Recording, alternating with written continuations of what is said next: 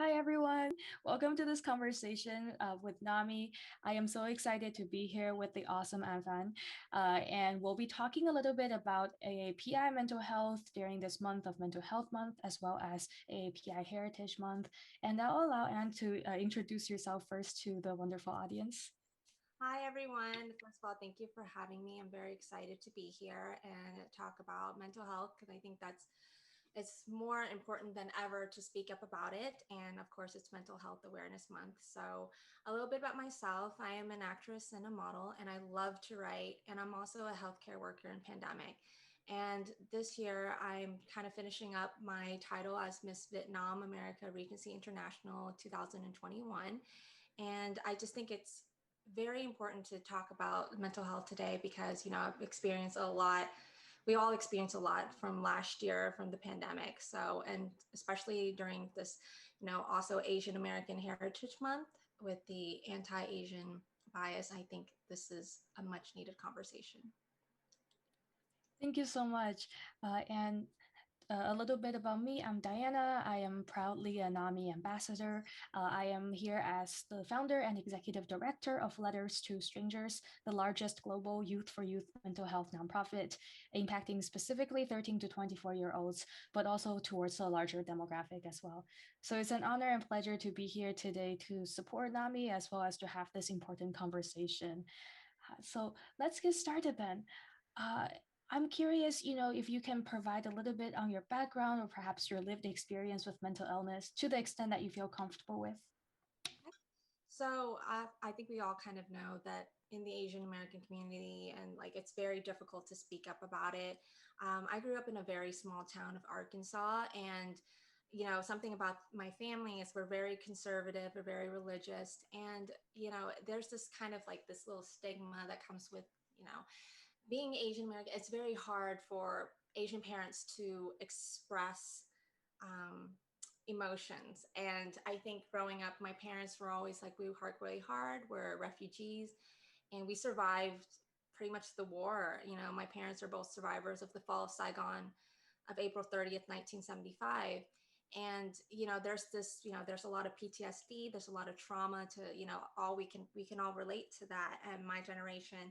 So it was very difficult. My parents, kind of see mental health as kind of like weakness. And there's this like such difficulty, and there's this so much space and boundary about having this conversation. I remember I was like talking to my father about it, and he's like, well, you should just cover it up with your worth ethic. You can cover it up with getting good grades in school, or succeeding in your field.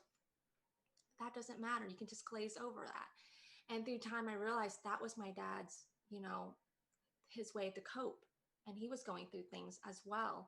So I told my father, I said to him, there's something that's not right. I feel like I'm not happy no matter what I do, what I achieve, what I have or what I don't have, friends that I selected in my life. I feel very down. I feel very depressed. So that's when I talked about it to my sister, and we talked about it, and I was able to get the help that I needed. And so yeah, I think that's a very important conversation to have with the right persons in your life. Yeah, thank you for sharing that. Definitely, it's a difficult thing to talk about, especially when you have that different intergenerational experience and you are oftentimes facing, in some ways, a cultural clash, in some ways, a cultural harmony. It depends on the context and the situation. For me personally, I was diagnosed with bipolar disorder when I was 13. And after surviving a series of suicide attempts, my little brother was the one who found me.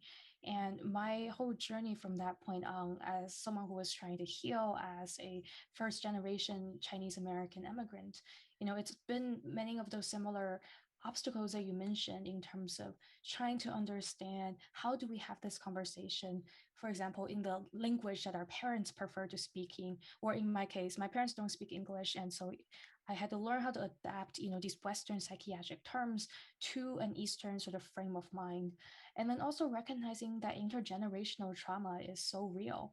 There's been all these studies that have been done on epigenetics, or the way that our genes might change the way that they're expressed through experiences from the previous generations. And it's been found that intergenerational trauma can persist up to 5 generations onwards. And so just realizing that a lot of these things are not our faults, but that we might be living parts of the consequences of them, but that it's also not like a horrible, like, sentencing, right? Like at the same time as we might be having these traumas, we're also inheriting a lot of the resilience and strength and healing structures. So that's something that I've been trying to keep in mind, and just learning about how to navigate that dual pronged road between understanding where my background might require me to be a little bit more specific in the help that I look for to make sure that it's culturally competent and understanding, but then also recognize that there are tools in my background that are outside of the Western psychiatric arsenal that would be helpful for my mental health journey if I only learn how to harness them. Mhm. Well, thank you for sharing about your story. I think that's very empowering, and we definitely need you here, and you are here for a reason, you know? So, I appreciate that. I guess in that case, then, we kind of talked about it already, but in case there's more on it that you want to talk about, on the topic of how mental health is discussed in your home or in your culture, is there something you want to add on to that? well, like from what I said, like a lot of like for my at least my generation, a lot of my friends definitely have the same experience with their parents because the fall of Saigon, it's like a lot of Vietnamese people had to move to America to start a better life. So I definitely feel in a way I'm not alone at all. I feel like a lot of my friends picked up the same traits from our parents, whether it's PTSD or depression or etc. So we all kind of going through the same thing, but it's very very difficult for us to tell our parents because they would see that as confrontation, and it's just a discussion to talk about. Some of my friends are lucky enough to have that conversation, and some of us, the parents kind of shut it down. So it's actually very sad to see that, but at the same time I feel like my parents definitely understand. They're starting to get it, and I feel very hopeful about it. Well, it's awesome to hear that, even if it's one tiny step at a time, Yes, I, I don't want to overwhelm them. So yeah. yeah, I think it's like as we, grow in our own journeys and become more confident in our worth outside of perhaps parental validation or whatever else, they start to see that confidence in us and start to almost trust us more because we have learned to validate ourselves. So yeah. And I'm thinking also, it just comes down to that phrase, hurt people. And for so many of us, perhaps our families are being hurtful without even necessarily realizing it. Or I've had this conversation with, I do a lot of, talks in Mandarin for like Chinese immigrant parents and people like that. And someone once confided in me this notion that sometimes they feel almost envy when they see the way that their kids are living this happier, more carefree, less burdensome, quote unquote, life. Because it feels like the kid is getting to live out the childhood and then the comfort that that parent never had the chance to have. And I think that's unfortunate in the sense that, it's a human desire, right, to want those types of comfort, to want that sort of livelihood. But then at the same time, as a parent, you also want your child to experience that, even if you didn't.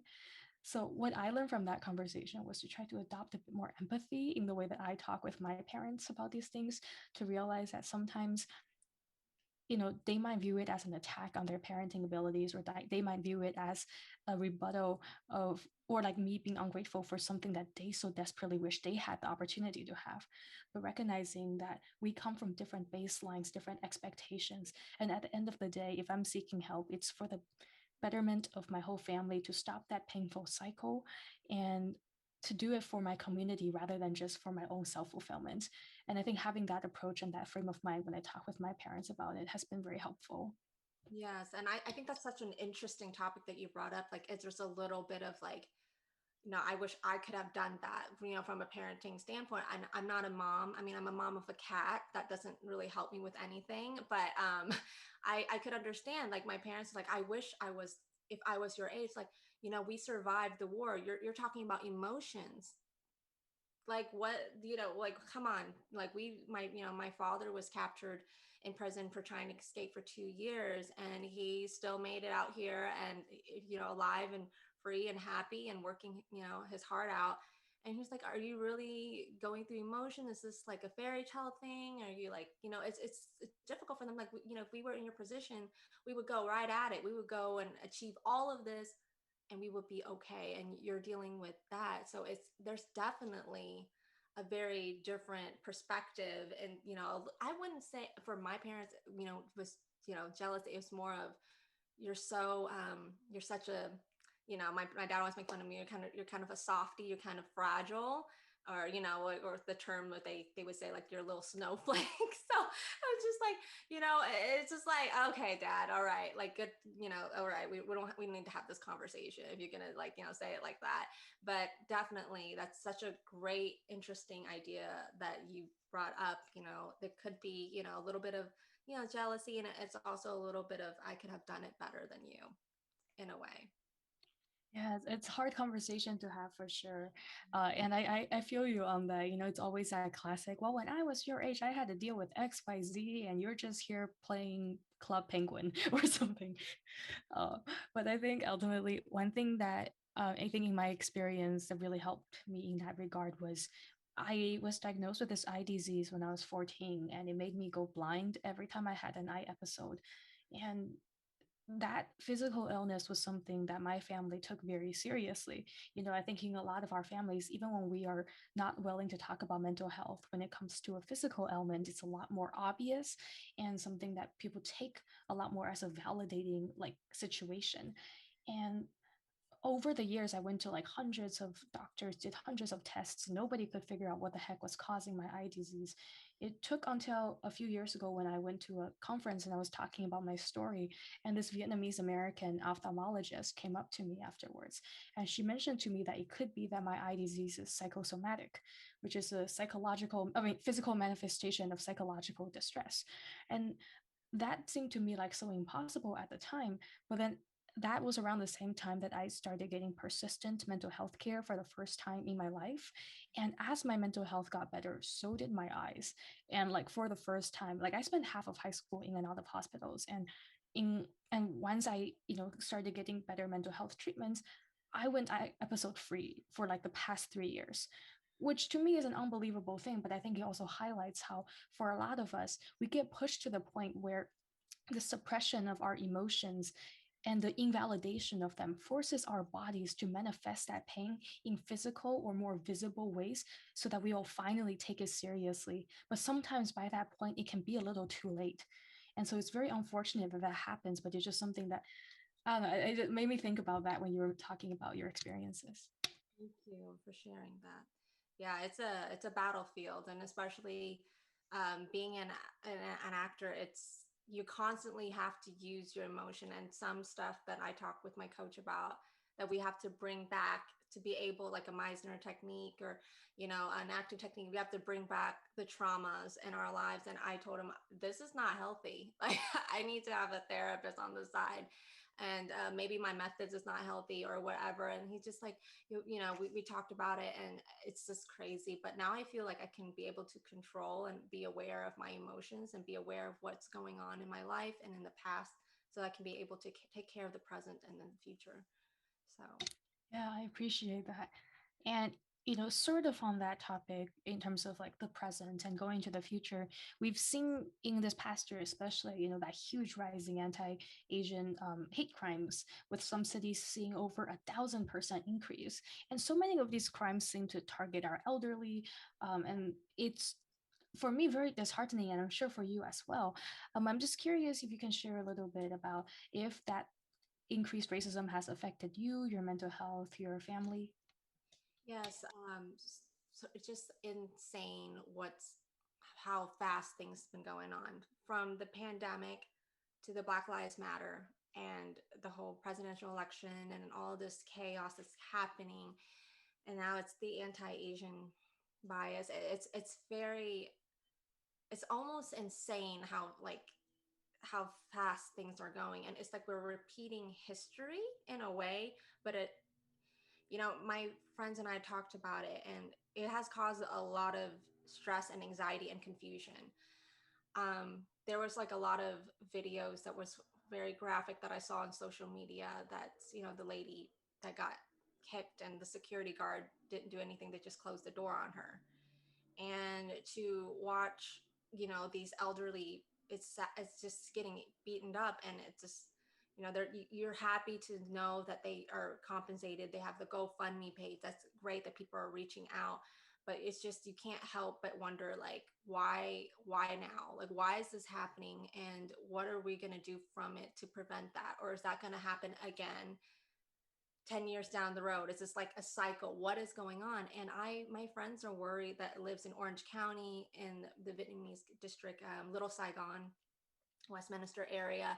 They're afraid for their grandparents or their parents to go out, and they have experienced that, even though I can't, you know, disclose it here. I don't know if it's sad because it started to, I don't want people to think it's a trend. You know, this is not tolerated. I do not wish this upon any race or anything like that. And it's just so sad. And I'm really worried for my parents as well. And we're very confused, but it's also good to know that the Asian community, like, we're all speaking out, like, you know, there's a lot of nonprofit organization, like, this is our time to speak out about it. Because if not like now, then when? We have brought this up many times before. I'm like from a small town. I have experienced so much racism before I moved out to California. Of course, this is more like open and people are more diverse, but I'm starting to get a little bit of like the little trauma. Like, you know, I know, we all know the eyes of racism. We see it as a colored minority person. You see that when you know, walk down the street. You know that they don't want you here. You don't belong here. Basically, the message. So I hope we can be able to, you know, make a change that will help the, you know, the younger generation to be able to know how to deal with it and cope with it, and hopefully, you know, make a positive change. Yeah, for sure. I feel you on that. You know, when you, especially when you mention like it feels like it's a cycle, it just makes me think back on Asian American history, how some of us, especially like, for example, Filipinos, due to the colonization and etc., like Asians as a whole have been in this country sometimes since even before this country was the United States.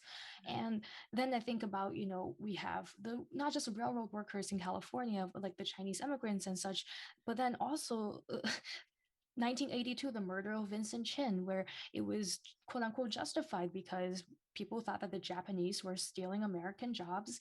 And Vincent Chin, who is not Japanese, but then again, doesn't even matter in this situation, was brutally beaten to death just because of that. And I'm thinking about how now we see that parallel in people blaming people who look Asian, whatever that means to someone, blaming them for the virus, blaming them for the pandemic, for the shutdown of businesses, etc.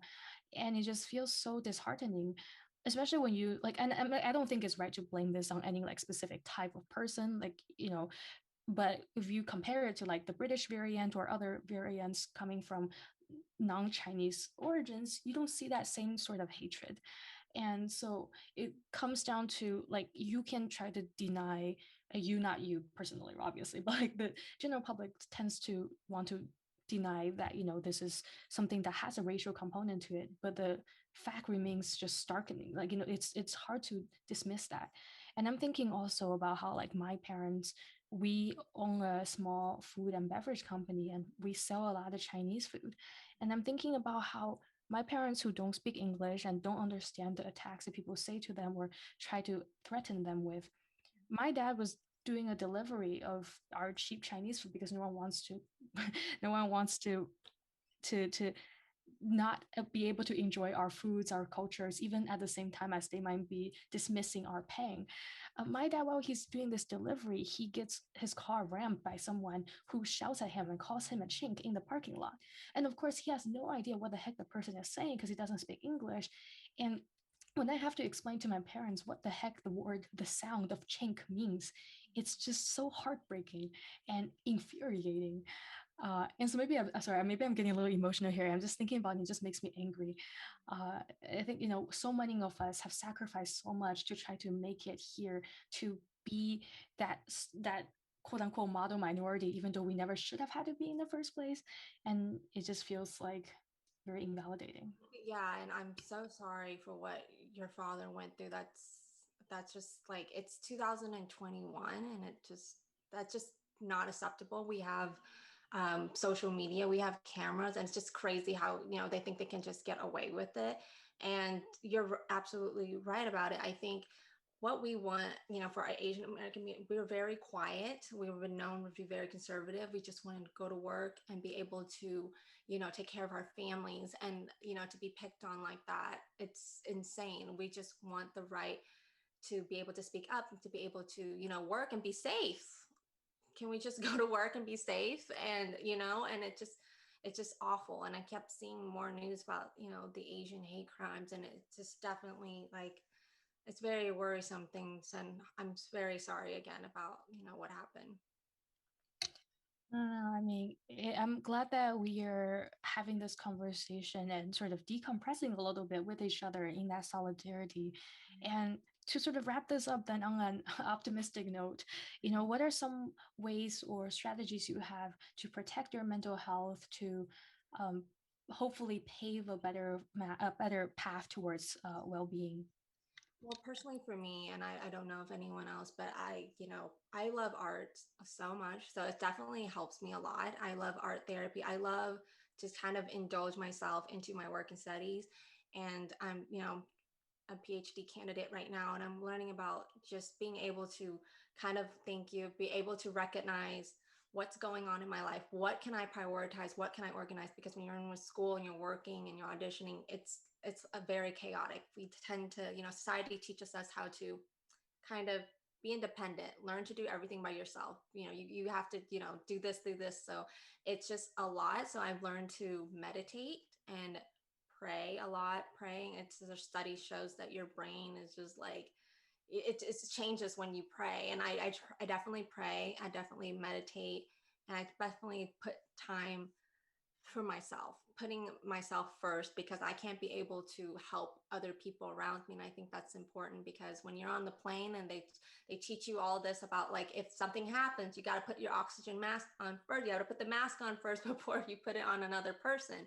I got to help make sure that my life and myself and my mental being is okay before I can help someone else. So, taking the time for myself to breathe. I'll try to breathe more. Yeah. I bet. Yeah, for sure. I also find arts and meditation in many ways very helpful. I'm not as much of a practicing Buddhist as I used to be, but I still follow a lot of those philosophies. So I'm glad to hear you bring that up.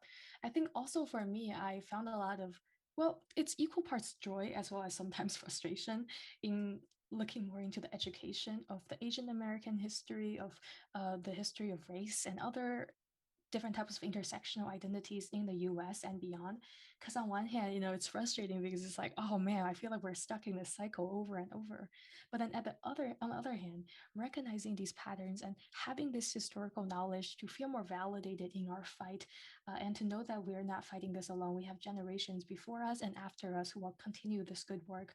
It feels empowering in many ways and helps bring me a sense of hope. Absolutely.